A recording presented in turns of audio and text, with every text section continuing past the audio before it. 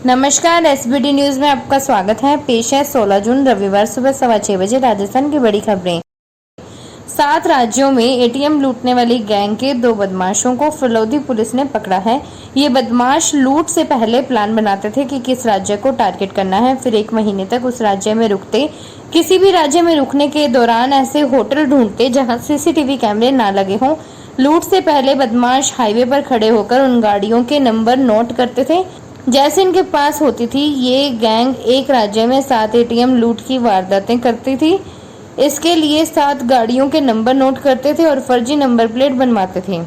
इसके बाद गाड़ी पर फर्जी नंबर प्लेट लगाकर एटीएम लूट लेते थे और फरार हो जाते थे। ये बदमाश जिस भी राज्य में जाते एक एसयूवी और ट्रक साथ में ले जाते थे। ट्रक को शहर की सीमा पर खड़ा कर देते और एसयूवी के जरिए एंट्री करते। यहां से एटीएम लूट लेने के बाद अपनी एसयूवी को ट्रक में लोड कर फरार हो जाते थे। आरोपियों ने बताया कि 8 साल में इन्होंने कितनी वारदातें की, इनको भी याद नहीं है। पुलिस के अनुसार ये बदमाश करोड़ों रुपए की लूट कर चुके हैं। डीग जिले की कामा थाना पुलिस ने 5 सेक्सटोर्शन करने वाले आरोपियों को गिरफ्तार किया है। यह कार्रवाई कामा थाना डीएसटी टीम और रेंज स्पेशल टीम ने संयुक्त रूप से की। 5 ठगों से 4 मोबाइल, 2 पासबुक और 4 एटीएम कार्ड जब्त किए गए। फिलहाल पुलिस आरोपियों से पूछताछ कर रही है कि उन्होंने अभी तक कितने लोगों को झांसे में लेकर ठगी की है। पुलिस ने बताया कि चोरी हुए मोबाइल की लोकेशन धुल्लावास में आई, जिसके बाद पुलिस की टीम तुरंत मौके के लिए रवाना हुई और वहां से कय्यूम और बरकत निवासी धुल्लावास को पकड़ा गया। दोनों आरोपी खास भाई थे। कय्यूम की तलाशी के दौरान उसके पास 2 मोबाइल, 2 पासबुक और 4 एटीएम कार्ड मिले। मोबाइल में लोगों से चैटिंग के सबूत मिले। इसके अलावा उन्होंने जो आईडी बनाई हुई उस पर किसी लड़की की फोटो लगाई हुई थी। जैसलमेर जोधपुर रोड पर देचू के निकट सड़क हादसा सामने आया। शनिवार दोपहर रामदेवरा से दर्शन कर लौट रहे श्रद्धालुओं की कार बेकाबू होकर पलट गई। हादसे में 3 श्रद्धालु घायल हो गए, जिन्हें ग्रामीणों ने सेत रावा के अस्पताल पहुंचाया, जहां गंभीर घायल एक श्रद्धालु को एम्बुलेंस की मदद से जोधपुर रेफर किया गया। जानकारी के अनुसार गुजरात के हिम्मत नगर के रहने वाले परिवार के लोग आज रामदेवरा के दर्शन करने के लिए आए थे। यहां से वापस लौट रहे थे। इस दौरान दोपहर 3 बजे के करीब सेतरावा सरहद के बावकान के निकट कार बेकाबू होकर पलटी खा गई। हादसे में कार सवार 3 लोग घायल हो गए, जिनमें से एक की हालत गंभीर होने पर जोधपुर के मथुरा दास माथुर अस्पताल रेफर किया गया। राजस्थान भाजपा प्रदेश कार्यालय में जन सुनवाई शुरू हुई। पहले दिन भाजपा प्रदेश महामंत्री जितेंद्र गोठवाल, श्रवण सिंह बगड़ी, प्रदेश उपाध्यक्ष मोतीलाल मीणा, प्रदेश मंत्री महेंद्र कुमावत और अजीत मांडन ने समस्याएं सुनी। इस दौरान 200 से अधिक लोग पहुंचे। ज्यादातर मामलों में लोगों ने प्रशासन, शहरों और गांवों संग अभियान में फर्जी पट्टे बनाए जाने और पुलिस प्रशासन द्वारा पीड़ित पक्ष की सुनवाई नहीं करने जैसी समस्याएं बताई। भू माफियाओं से परेशान व्यक्ति की सहायता के लिए पदाधिकारियों ने वहीं से संबंधित अधिकारियों को फोन कर निर्देशित किया। राजस्थान के कृषि मंत्री किरोड़ीलाल मीणा ने इस्तीफे के सवाल पर चुप्पी साध ली है।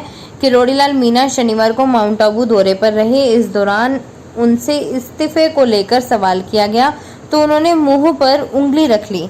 लोकसभा चुनावों की बीजेपी प्रदेश मुख्यालय में हुई समीक्षा बैठक में किरोड़ीलाल मीणा शामिल नहीं हुए। मंत्री किरोड़ीलाल मीणा ने लोकसभा चुनावों की आचार संहिता हटने के बाद से ही सरकारी काम से दूरी बना रखी है। वे सचिवालय और कृषि भवन के अपने दफ्तर नहीं जा रहे हैं, साथ ही सरकारी गाड़ी भी छोड़ रखी है। जल जीवन मिशन भ्रष्टाचार के मामले में प्रवर्तन निदेशालय जल्द एक बड़ा एक्शन करने वाली है। मामले में ईडी ने पीएचईडी ठेकेदार और मैसर्स श्री श्याम ट्यूबवेल के संचालक पदमचंद जैन को रिमांड पर ले रखा है। रिमांड के दौरान जैन ने ईडी को कई जानकारी दी है। इसके बाद जल्द पूर्व मंत्री महेश जोशी को जयपुर ईडी मुख्यालय बुलाकर पूछताछ हो सकती है। इसे लेकर ईडी मुख्यालय ने तैयारी करना शुरू कर दिया है। माना जा रहा है कि ईडी इस मामले में सोमवार को एसीबी की ओर से गिरफ्तार किए गए लोगों को भी दोबारा पूछताछ करने के लिए बुला सकती है। केंद्रीय कृषि राज्य मंत्री भागीरथ चौधरी ने किसानों को लेकर कांग्रेस नेता राहुल गांधी पर जमकर हमला बोला। चौधरी ने कहा कि विपक्ष नहीं चाहता देश का अन्नदाता संपन्न बने, जबकि पीएम मोदी किसानों को समृद्ध बनाने की दिशा में दिन रात काम कर रहे हैं। कोविड नहीं आता तो देश के किसान की आय 2022 तक दुगनी हो जाती। मोदी सरकार 2014 से किसानों की आय दोगुनी करने में जुटी है। देश का किसान खुशहाल नहीं बनेगा तब तक विकसित भारत की कल्पना साकार नहीं हो सकती है। केंद्रीय कृषि राज्य मंत्री भागीरथ चौधरी शनिवार को राजस्थान भाजपा प्रदेश कार्यालय पहुंचे। मंत्री बनने के बाद पहली बार प्रदेश कार्यालय पहुंचे। सीकर के अक्षयपुरा टोल पर टोल टैक्स फ्री करने की मांग को लेकर महापंचायत जारी है। आसपास के 14 गांवों के ग्रामीण महापंचायत में पहुंचे हुए हैं। NH 52 पर जनप्रतिनिधि व नेताओं ने संबोधित किया। सीकर सांसद अमरा राम भी कुछ समय में महापंचायत में पहुंचे। शुक्रवार को भी अमरा राम ने स्थिति का जायजा लिया था। एहतियात के तौर पर पुलिस प्रशासन चाक चौबंद हो गया है। सुरक्षा के मद्देनजर धरना स्थल पर पुलिस जाब्ता भी तैनात किया गया है। इससे पहले शुक्रवार को भी टोल मैनेजर व ग्रामीणों के बीच वार्ता विफल हो गई थी। सैकड़ों ग्रामीण टोल फ्री करने की मांग को लेकर लगातार धरना स्थल पर डटे हुए हैं। ग्रामीण लगातार टोल प्लाजा पर टोल प्रबंधक के खिलाफ नारेबाजी कर रहे हैं। ब्यावर जिले में अवैध खनन के खिलाफ कार्रवाई करने गई टीम पर हमला करने वाले बदमाशों का जुलूस निकाला गया है। आरोपियों ने कल घात लगातार टीम पर हमला कर दिया है। हमले में पटवारी समेत 4 लोग घायल हो गए थे। घटना रायपुर गांव में नानना नदी क्षेत्र में शुक्रवार दोपहर 2 बजे के करीब हुई थी। सेंधड़ा थाना प्रभारी जगदीश प्रसाद ने बताया, शनिवार दोपहर को पुलिस ने 4 आरोपियों को गिरफ्तार किया और जुलूस निकालते हुए ब्यावर कोर्ट में पेश किया। हमले में शामिल 12 से ज्यादा आरोपी शामिल थे। 4 बदमाशों को शनिवार सुबह गिरफ्तार कर लिया था। ब्यावर शहर में आरोपियों का जुलूस निकाला गया। कोर्ट से 2 दिन का पुलिस रिमांड मिला है। इनसे बाकी साथियों के ठिकानों के बारे में पूछताछ की जाएगी। नागौर से बीजेपी उम्मीदवार रही ज्योति मिर्धा ने सांसद हनुमान बेनीवाल पर निशाना साधा है। ज्योति मिर्धा ने कहा, वो पुराने समय से घाल मेल की राजनीति करते आए हैं। पहले बीजेपी के सहयोग से जीतकर गहलोत साहब के चरणों में जा पड़े। अभी भी कोशिश कर रहे हैं कि किसी तरह बीजेपी में आकर घाल मेल कर लें। उनको लगता है कि उनकी दुकान का शटर डाउन हो रहा है, घबराहट सी रहती है। मुझे पूरा विश्वास है कि भारतीय जनता पार्टी की तरफ से उनको न तो समर्थन मिलेगा और न भाव मिलेगा। ज्योति मिर्धा प्रदेश बीजेपी मुख्यालय में मीडिया से बातचीत कर रही थी। राजस्थान परिवहन विभाग अब सख्ती बरतेगा। वाहनों पर अगर हाई सिक्योरिटी नंबर प्लेट नहीं दिखी तो परिवहन विभाग अब कार्रवाई करेगा। परिवहन विभाग ने अलग अलग नंबरों के अनुसार वाहनों पर नई प्लेट लगवाने की तिथियां निर्धारित की हैं। सूत्रों के अनुसार 25 से 30% वाहन मालिकों ने अभी भी अपने वाहनों पर नंबर प्लेट नहीं बदलवाई है।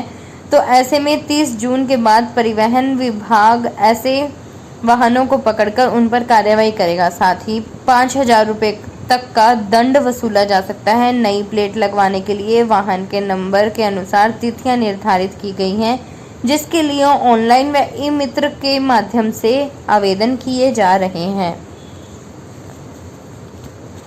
राजस्थान लोक सेवा आयोग की ओर से डमी और अयोग्य कैंडिडेट को रोकने के लिए सभी परीक्षाओं में बड़े बदलाव किए हैं। अब आरपीएससी की भर्ती परीक्षा में फॉर्म भरने से पहले कैंडिडेट को अपना आधार अपडेट करना होगा। यानी आधार कार्ड 3 साल पुराना है तो वह फॉर्म के लिए नहीं चलेगा। नए फोटो के साथ उसे अपडेट करना होगा। इसके अलावा फॉर्म भरने से लेकर इंटरव्यू तक कैंडिडेट को एक ही फोटो काम में लेनी होगी। इस फोटो पर डेट लिखी होनी भी जरूरी है। आयोग सचिव रामनिवास मेहता ने बताया कि आने वाली सभी भर्तियों में ये नियम लागू किए जाएंगे। 21 जून को अंतर्राष्ट्रीय योग दिवस है। इस दिन योग की थीम महिला सशक्तिकरण रहेगी। योग दिवस से पहले शनिवार को दौसा जिला कारागृह में योग गुरु सुरेश शर्मा के नेतृत्व में जेल के कैदियों और कर्मचारियों ने योग का अभ्यास कर जीवन जीने की कला सीखी। योग गुरु ने कहा, योग भारतीय ऋषि मुनियों की अथक साधना व तपस्या से हासिल हुई सिद्ध विधि है। योग के माध्यम से भारत विश्व में शांति और मानवता के कल्याण की ओर अग्रसर है। श्री अन्नपूर्णा रसोई के स्टेट नोडल अधिकारी नवीन भारद्वाज सवाई माधोपुर के दौरे पर हैं। उन्होंने नगर परिषद परिसर, सीमेंट फैक्ट्री, सरकारी डिस्पेंसरी, पीजी कॉलेज, पुराने शहर की डिस्पेंसरी में संचालित अन्नपूर्णा रसोई का औचक निरीक्षण किया। इस दौरान भारद्वाज ने यहां लाभार्थियों से संवाद भी किया। इसी के साथ उन्होंने यहां लाभार्थियों की समस्याओं के बारे में जानकारी ली और संबंधित अधिकारियों को समस्याओं के समाधान के निर्देश दिए। स्टेट नोडल ऑफिसर भारद्वाज शनिवार दोपहर को सवाई माधोपुर के पुराने शहर की सरकारी डिस्पेंसरी स्थित अन्नपूर्णा रसोई पहुंचे। यहां नोडल ऑफिसर ने व्यवस्थाओं का जायजा लिया। जोधपुर में महेश नवमी के मौके पर माहेश्वरी समाज की ओर से शोभा यात्रा निकाली गई, जिसमें देवी देवताओं की झांकियां आकर्षण का केंद्र रही। शोभा यात्रा में बड़ी संख्या में समाज के लोग शामिल हुए, जिन्होंने भगवान महेश के जयकारे लगाते हुए पारंपरिक वेशभूषा में शामिल हुए।